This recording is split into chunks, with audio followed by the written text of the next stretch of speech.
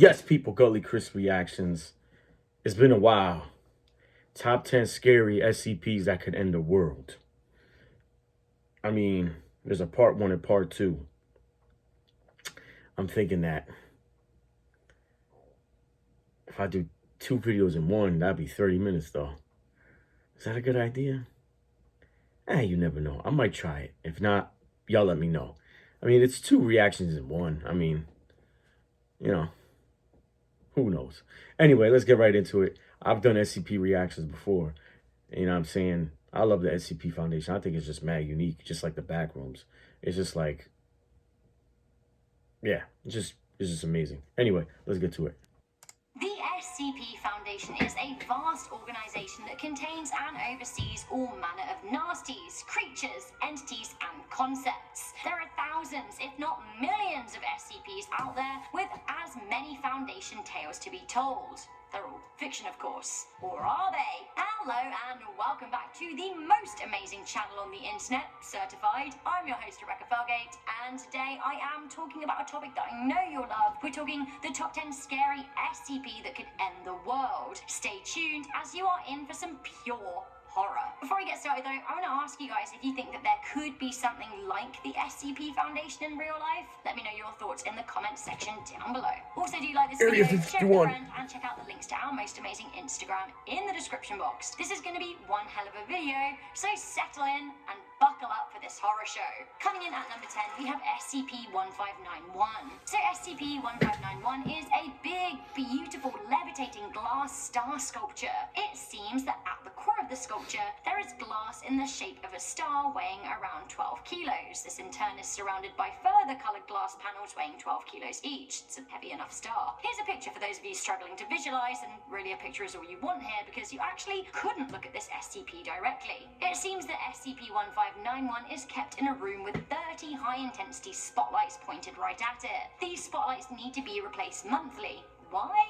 Well, SCP-151 produces a light of its own, which increases in brightness and intensity over time, especially in dark environments. When its light shines on a solid object, it at first becomes transparent and then slowly fades away, hence why the spotlight needs replacing as they slowly break down and stop working. Now, if a person is directly exposed to the light, they will lose the ability to speak and will try and run away. Unfortunately though, the light will destroy them, eventually making them disappear. It seems that SCP-1591's power was increased when the site was bombed in the World War. It seems that as time goes on, the brightness of the lights used to quell 1591 needs to increase. For example, if a 40-watt bulb contained it a week ago, by now it will need a 60-watt, so on and so forth. Each month when the spotlights are replaced, they have to get brighter. Now, this SCP can only be stopped by bright lights, but eventually we'll run out of lights bright enough. When we do, it will start evaporating things on Earth, everything around it. I guess our only option is to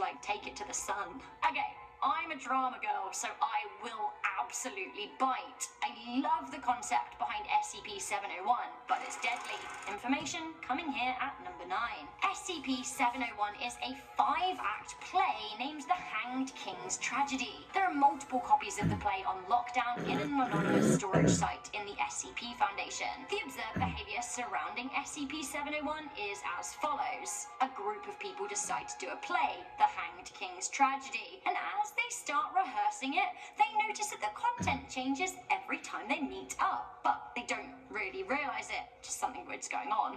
As the play begins for its opening night, it's a sellout, a mysterious figure, SCP-701-1, appears on the stage at the end of Act 1. Now, the figure is a tall humanoid dressed in black with a hood over its head. The audience notice, but the cast do not. The audience obviously think it's part of the play, and they're enjoying it. He then continues to appear at intervals before officially coming on stage as the Hanged King during Act 5. Under his gaze, the cast then begin to kill themselves on stage until they're all dead. This is when the audience realise that actually this is no play. Riots break out in the audience, and if any audience member manages to leave, they do so in a daze, committing random acts of violence until they're killed or intercepted by members of the SCP Foundation. If audience members survive and are treated, they're often psychotic for the rest of their life. Some may have no memory of the incident. The reason this SCP could end the world lays in the fact that a VHS and DVD of the performance exists. Anyone who watches it will be prone to hateful and violent outbursts. One play that I don't think I'd enjoy. Coming into number 8, we have SCP-173. Oh, Peanut. The sculpture. This SCP is all of your weeping angel nightmares come true. Although we all do have to enjoy the rhyme of saying SCP-173. Look at that cape. Absolutely none of us wants to be around this super creep though, I'm telling you. SCP-173 is on lockdown in a sealed container in Unit 19 of the SCP Foundation. The SCP itself has been known as the art piece, as it looks like some kind of ghoulish contemporary art sculpture from hell. Before we talk about the main concern with the SCP, I'd just like to highlight that it seems to seep feces and blood, which is pretty damn unsanitary. Aside from that though, like with the weeping angels in Doctor Who, you basically never ever want to close your eyes around it. Why? Because if you do, it will come closer and closer to you. And when it does finally get to you, it will snap your neck at the base of your skull. It's a killer, so no blinking. The SCP-173 will not stop until everyone who has ever blinked in its presence is dead. So next up, we kind of basically have the exact opposite of SCP-173 at number 7. We have explain a little more, I think. SCP-096. I think there's more to that. I'm not going to show you a picture of SCP-096. Instead, going over the you basics, can look at probably. me. You'll find out why. Often referred to as the Shy Guy, SCP-096 will get you. I guess they all get you in the end, don't they? 096 is crazy. That SCP-096 is motherfucker. kept in a locked steel cube and is checked up weekly for cracks and holes. There can be absolutely no CCTV or video surveillance of any kind when it comes to SCP-096. Any images of this SCP must be destroyed. You can't even draw it. Why? SCP-096 is a humanoid-looking creature with long limbs. It has blank, pale eyes, and its jaw can open 4 times wider than that of a normal human. Unlike with SCP-173, you can't look at it, ever. If you do look at it, it will freak out and kill you. Exactly how it kills you is classified. SCP-096 is noted for freaking out, crying, screaming, and becoming crazed when people look at it. Similarly, if a picture or recording is taken, it will go crazy and kill. It seems that even looking at a photo or video of this SCP can kill you too. Exactly how? Once again, I don't know. Doesn't make sense. Well, if enough You're not in the saw presence it, of them. Hello, dead. Coming into number 6, we have SCP-1048. Okay, but like an SCP that looks like a teddy bear. I mean, that absolutely can't be good news, can it? And no, it isn't. SCP-1048 at first seems like a lovable teddy. Cute. It can move of its own accord, communicate through cutesy gestures, and loves hugs. Or so it seems. Yeah, this but it is motherfucker. all a ruse. SCP-1048 will often hug people's legs and draw childlike pictures and give them as gifts. It will even dance and jump. Anything to make someone like it. But This motherfucker's make no wicked. mistake, a lot like people who try hard in life, SCP-1048 is pure evil. Something the SCP Foundation discovered the hard way. On one occasion, the SCP was observed having entirely replicated itself out of metal scraps. It seems that SCP-1048 has the ability to replicate using any given material, and for this reason, no teddy bears are allowed in the SCP Foundation whatsoever. Prior to the ear incident, this SCP was free to roam its holding site, but following the nightmare, the Foundation realized its true intentions. Oh, what was the ear incident? Let me tell you. It seems that SCP-1048 replicates itself out of human ears, removing the ears of all of the people around it within a 10-meter radius. A teddy bear made of ears. On one occasion, it appears that the SCP was able to abort a pregnant staff member's baby as it began replicating itself with baby parts. Honestly, a world filled with SCP teddy bears that pretend to be cuddly but then use deception and murder in order to replicate. Honestly, it sounds like a dangerous world to me. Coming into number 5, we have SCP-1471. SCP... I know if in that teddy bear screams, unless I got it wrong, if it screams, your whole body turns into ears. And that's how they kill you. So, left that out. Which is alright. This is an old video anyway. How many years ago was this? 6 fucking years. I just remember watching a lot of playthroughs and shit, and like, they said the little baby teddy bear is screamed, and then fucking, it lets out a screaming noise, and then you like everything turns into ears. Your whole body just turns into, like, the whole body just turns into multiple ears, and you're just fucking, yeah. SCP-1471 will wreak havoc with your mobile devices. It's a free app, usually named Mallow or version 1.00 in App Ugly stores. ass Now, there's no listed motherfucker, yo. developer, Ugly. and somehow bypass approval. So Once the ugly, app has been asshole. downloaded, users won't see any icon or shortcut and they will not be able to delete it. They're doomed. The SCP will then begin sending images to the phone every 3 to 6 hours. The image will contain SCP-1471-A, a humanoid with a goat-like skull with black hair. In the first 24 hours, the images will show the figure at locations frequented by the individual who downloaded the app. In the following 24 hours, the SCP will show up at places recently visited by the individual. After 72 hours, the individual will receive real-time images of SCP-1471-A within close proximity to them. Those who have had the app for 90 hours or more will begin to visualize SCP-1471-A within their peripheral vision, or even their reflections, or both. From then on in, it's a downward spiral. Individuals will actually see the SCP, who will try and communicate with them in a language that they don't understand. So,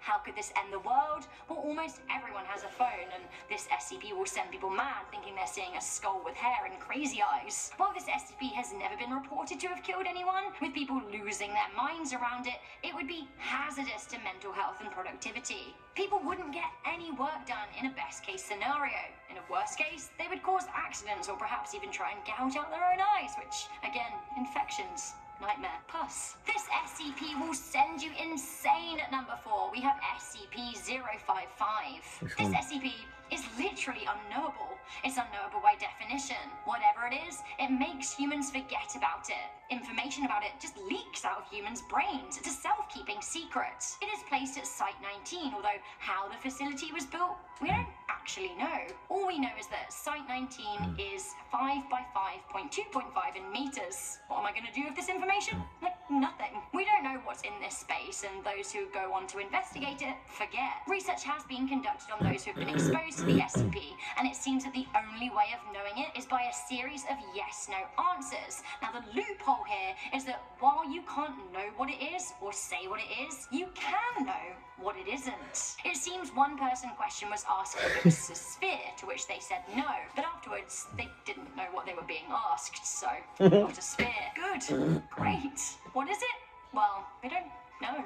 To me, this makes me worried because it means we have no idea what it's up to. It could absolutely be plotting to end the world, and knowing the SCP Foundation, it, probably is. Shall we start with a picture at number 3 to get the ball rolling? Oh, this fucking thing. Here it is. This is SCP-610, and it's an infection that causes serious and grotesque mutation. Hip, hip, hurrah, and we're back to pus again. Exposure to SCP-610 at first leads individuals to develop an itchy rash along with skin sensitivity. The rash will turn into heavy lesions and areas of what look like fresh scar tissue. These scar tissue wounds will then consume the whole body, and the process gets even quicker in warm conditions. It can take anywhere from 5 minutes in hot conditions to 5 hours in cold conditions, and it can absolutely destroy a person. The infected then no longer resembles a person and starts functioning at very high speed. The infected skin will start to grow rapidly and move of its own accord, with limbs becoming long and then branching out like roots, forming other fleshy limbs.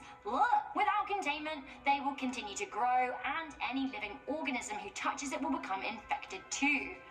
Infection is spread by touch and sometimes even spores in the air. The infection was first noted in Siberia, and while it has been contained, it hasn't been destroyed. The areas infected continue to be so, and they are protected by SCP under the guise of military operations. Yeah. If the containment was breached, then this infection could absolutely destroy the world. Coming into number 2, we have SCP-1548. Well, to me, this really is the baddie to end all baddies, except our number 1, of course. SCP-1548 is cosmic, and it wants us dead. SCP-1548 is a living star, an evil solar system moving towards us at breakneck speed. It seems this SCP was first discovered in the 1970s, with astronomers thinking it was simply another star, until it started moving towards us at increasing speed. Oh, and it's speaking to us via radio signals. It's a sentient star. Hurrah! So, what's it saying? That it wants to destroy all life in its path, and it finds us pathetic.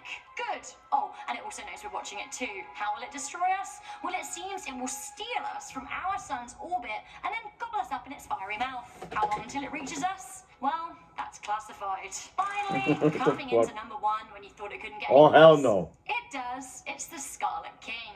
Ah, the original SCP, or the original evil. The Scarlet King was originally named as SCP-001 until the SCP Foundation realized that actually he cannot be categorized as he is malice itself. Let me explain. It seems that the Scarlet King is a creature, to quote Jack Finch, whose sole demonic occupation... Like, SCP-001, it's like there's like multiple 001s. And it was like, I remember looking it up and it was like, then you have the SCP-001, like the Guardian or some shit. And he's like protecting the world from motherfuckers like him and whatever. He's like an angel or some shit. Yeah. But yeah, Scarlet King. Hey, and if y'all follow my Wyatt Foundation page, which I know I haven't been posting, you know, I use inspiration from the Scarlet King. Because I used to watch some other videos, and I did like a video about the Scarlet King. Well, watched a video about the Scarlet King, and it was like a deep explanation about how, you know, that's why I'm mixing it up with my Randall Wyatt character, and I'm basically saying that it's him. You know what I mean? Like, you know, angry. Take that angry side of Randy Orton, and like, I hate people. I hate you humans. I hate everything about you guys, and you know. And that's what Scarlet King's about. Oh, he's the fucking definition of evil. Is to usher in Armageddon and the, to quote Jack Finch, whose sole demonic occupation is to usher in Armageddon and the end of all creation. Sure, the Scarlet King is the most malevolent entity in the universe and was born alongside the Tree of Knowledge, so they say. The Scarlet King is as old as knowledge itself, and it seems that he's the overlord of darkness itself too. So basically, he's the devil. The actual devil. It's said that the Scarlet King is an elder god who has the power to conquer and destroy entire worlds, let alone civilizations. What's his beef? Well, he's declared war on creation itself, so not great. The SCP Foundation seems to think that any manifestation of evil is at the bidding of the Scarlet King. So a god as old as understanding, who's made it his sole purpose to end creation? I mean, it doesn't sound like a party I want to be at, does it? If you want to know about this SCP, we've got a video all about it on Life's Biggest Questions, basically the home of like all kinds of SCP content. So guys, that's the top 10 scary SCPs that would end the world. What did you think to this list? Which did you think was the scariest? Do you think the SCP Foundation could be real in some way? Do let me know your thoughts in the comments section down below. Area 51. One hell of a video. Please. Okay, so they also have a video about the Scarlet King, and it's you know, all about himself. Yeah, what if the Scarlet King was real? I think that's the one. But yeah, can't go wrong with that. You know me. I love the SCP Foundation, but yeah, like I said, I got the inspiration from the Scarlet King on the whole character. I gotta work on that though. That's a reminder. I gotta work on that. I really do. But that was good. Let me know. I'm not gonna do 2 videos in one. That's too long. But yeah, I'll catch y'all later.